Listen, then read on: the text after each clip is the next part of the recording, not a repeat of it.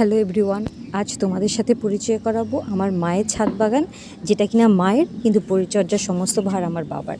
দেখবে তোমরা, ধনে গাছ থেকে শুরু করে সমস্ত প্রকারেরই গাছ আছে। এটা সম্ভবত ড্রাগন ফল গাছ, মাঝখানে একটা পেঁপে গাছ উঠেছে, বাবা যেটা ফেলেনি।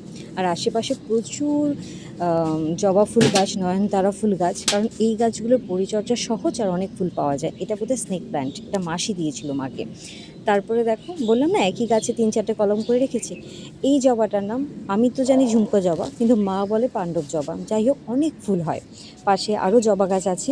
এরকম একই ধরনের গাছ তুমি 10-12টাও এখানে পেতে পারো। দেখো আরেকটা ছোটো হাঁড়িতে পেঁপে গাছ। যাই হোক, এরপরে দেখো আবার বেল গাছ, কারণ আমাদের উপাসনাতে বেলপাতা খুব ইম্পর্টেন্ট, আর বেলপাতা পাওয়া যায় না। আর এটা হচ্ছে রজনীগন্ধা গাছ। এই যে দেখো নিম গাছ, মা যখন নিম বেগুন খাওয়ার হয় এখান থেকে পাতা নিয়ে নেয়। বেলি ফুল গাছ, প্রচুর ফুল হয়, আর এর বয়স আমাদের কাছাকাছি। তো পুঁই শাকের ডাঁটা থেকে পুঁই গাছ করেছে, আর এখানে উচ্ছের বীজ থেকে উচ্ছে। এই স্ট্রাকচারটা মা বানিয়েছে ছাদের উপরে। তারপর দেখো মানি প্ল্যান্ট গাছ আছে।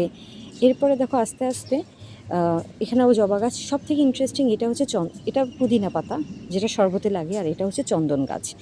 এটা পাশের বাড়ির কাকিমা আমাকে একটা ডাল দিয়েছিল, সেখান থেকেই গাছটা হয়েছে। এই যে টুকটাক ফল অন্যান্য গাছ আছে। এটা সম্ভবত, এই যে এটা দেখতে পাচ্ছি, এটা হলুদ গাছ। আর নিচে যে কয়েকটা গাছ আছে, এগুলো মাকে কাকিমারাই দিয়েছিল, মায়ের অন্যান্য বন্ধু বান্ধবরা।